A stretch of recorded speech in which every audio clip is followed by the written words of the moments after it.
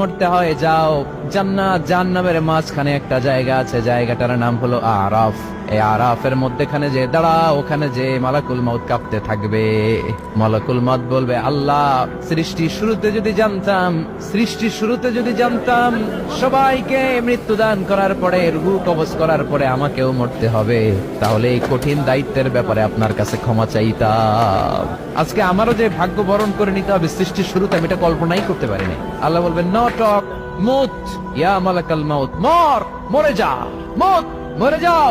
বলার সাথে সাথে মালাকুল মাউত এক বিকট চিৎকার হাঁকিয়ে মরে যাবে। মালাকুল মাউতের চিৎকারটা সেদিন এত ভয়ঙ্কর হবে, বিষ্ণু ইসলাম বলেন, ওই চিৎকারের আওয়াজ যদি পৃথিবীর মানুষেরা কান দিয়ে শুনতে পেত, তাহলে কিয়ামত সংগঠিত হওয়ার জন্য আলাদা করে ইসরাফিলের সিঙ্গার প্রয়োজন হতো না।